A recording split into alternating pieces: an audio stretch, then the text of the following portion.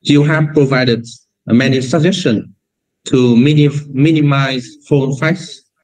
But if you were in a country where journalists and communication specialists and workers are not able to receive facts precisely, meaning that they might unconsciously falsify facts provided by reliable sources, such as the government, scientific institution, international organization. This may be because of the lack of reading comprehension capability. You know that? And so what would you suggest to that country to do to help? No, but those are serious challenges, right? It is, one thing I tend to stress is that how well we do when it comes to knowledge depends so much on our environment. If we are, certain things we can find out for ourselves, right? We can see things and we can hear things and we can, use our experiences to orient ourselves in our daily lives. So we get some knowledge about our immediate environment through what we experience. But most things that we know about society or science and so on, or history or geography or football or what have you, we know through sources of various sorts, not because we have direct experience of them. And that means that if we're in a situation where there's not a lot of reliable sources, we're going to do pretty badly. That we just can't solve that problem.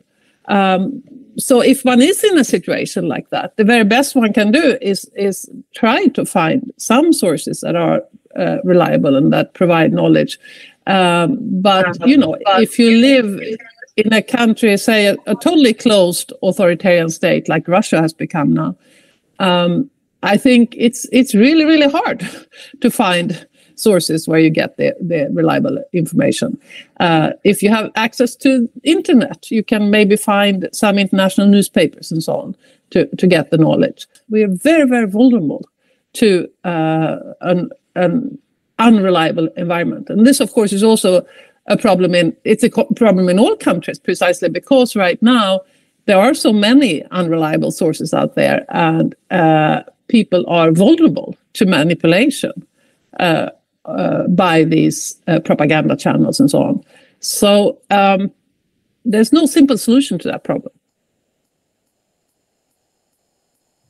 And have you considered a way to solve this by helping the government? To give them advice how to make better policy? Have you tried or succeeded with that idea? Yeah, that is, if you look historically at how democracies developed, how democracies were born, it always was step in step with trying to get more knowledge to the people, right?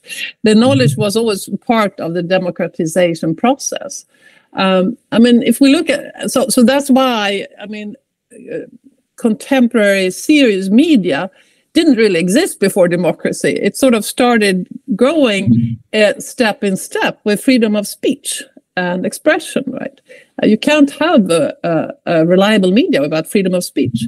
And freedom of speech is just fundamental to democracy. So it's not until the 18th century, the Enlightenment, where these freedoms start to come into existence, that you can get serious research, serious university situation, and serious media.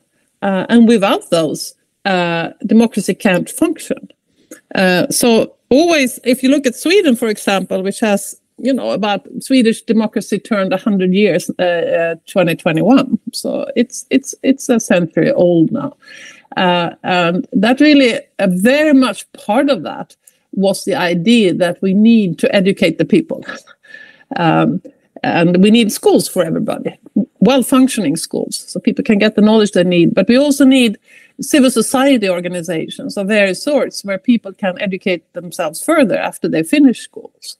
It was very much part of the social democratic workers' movement, was to build all these civil society organizations that provided knowledge and to people beyond the basic school education that they had. And then, of course, the press developed, the free press developed in step with democracy. So every process of democratization will have to involve a demand for efforts to create more possibilities for people to educate themselves and to get knowledge.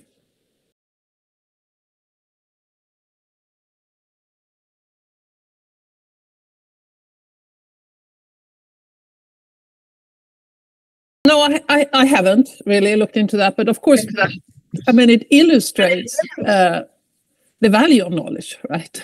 If you're going to make a good business decision or create a well-functioning business, you need an open culture and you need knowledge to be available.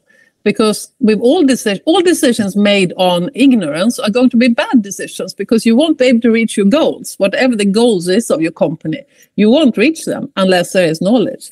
And this, of course, connects with, if you look at authoritarian states, you can get businesses to work for a while, but they run into a problem because the transparency is lacking and openness is lacking.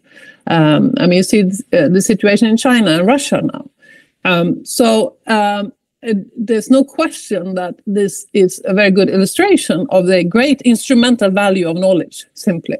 And there's a reason why democracies outperform autocracies on so many levels, both when it comes to issues like public health and longevity and happiness, but also when it comes to issues of economic strength long term.